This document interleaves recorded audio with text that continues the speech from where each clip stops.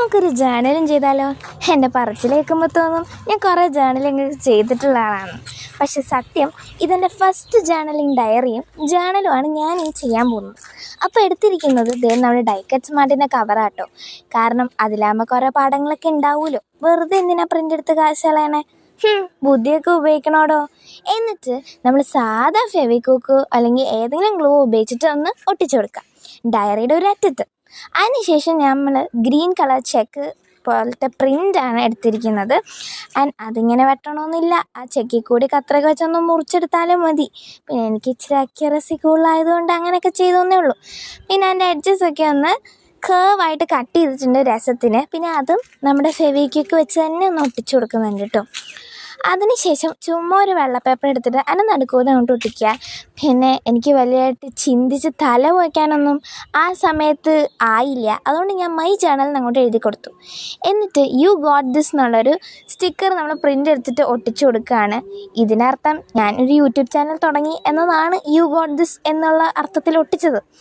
പിന്നെ കുറച്ച് പാണ്ടകളുടെ സ്റ്റിക്കർ മുകളിലും താഴെയുമായി നമ്മൾ ഒട്ടിച്ചു കൊടുക്കുന്നുണ്ട്. പിന്നെ കുറച്ച് എഴുതുകൾ, അതവിടെ ഞാൻ എഴുതി കൊടുത്തിരിക്കുന്നത് നമ്മുടെ സ്വന്തം ചാനലിൻ്റെ പേര് സെലസ്റ്റിയൽ ക്ലൗഡ് എന്നുള്ളതാണ് എഴുതി കൊടുത്തത്. പിന്നെ നമ്മുടെ സൈഡിലായിട്ട് അത് തുടങ്ങിയ ഡേറ്റ് കാര്യങ്ങളൊക്കെ എഴുതി കൊടുത്തിട്ടുണ്ടായിരുന്നു.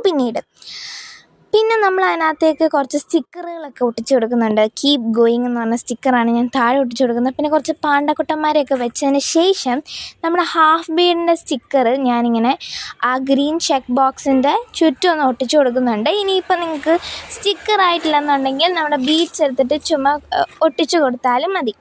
അത് ഒട്ടിച്ചു കൊടുക്കുമ്പോൾ നല്ലൊരു ഭംഗി ഉണ്ടാവും കേട്ടോ. അതിന് വേണ്ടിയിട്ടാണ് ഞാനത് ഒട്ടിച്ചു കൊടുത്തത്. അല്ലെങ്കിൽ നമ്മുടെ ജേണൽ വെറും പ്ലെയിൻ ആയിട്ട് എനിക്ക് തോന്നി. പിന്നെ പാണ്ടക്കുട്ടൻ്റെ തലയിൽ നമ്മളൊരു ബീഡൊക്കെ വെച്ച് കൊടുത്ത് പാണ്ടക്കുട്ടനെ നമ്മൾ ക്യൂട്ടായിട്ട് എടുത്തിട്ടുണ്ട്. അതിനുശേഷം ഞാൻ ആദ്യം പറഞ്ഞ പോലെ ചാനൽ തുടങ്ങിയ ഡേറ്റ് കാര്യങ്ങളൊക്കെ എഴുതി കൊടുക്കുന്നുണ്ട്. കഴിഞ്ഞു, റെഡിയായി. പുതിയ ജേണലിൻ്റെ ഫസ്റ്റ് പേജ് റെഡിയായി. ഇനി ഇതിനൊരു പേരും കൂടി കൊടുക്കാം. ഞാൻ കൊടുക്കുന്നു ഗ്രീൻ ജേണൽ. ഇനി എന്തൊക്കെ ജേണൽ ഐഡിയാസാണ് ചെയ്യേണ്ടതെന്നുള്ളത് നിങ്ങൾ കമൻറ്റ് ചെയ്യൂ. അതനുസരിച്ച് നമുക്ക് അടുത്ത വീഡിയോസ് ചെയ്യാം. Till then bye.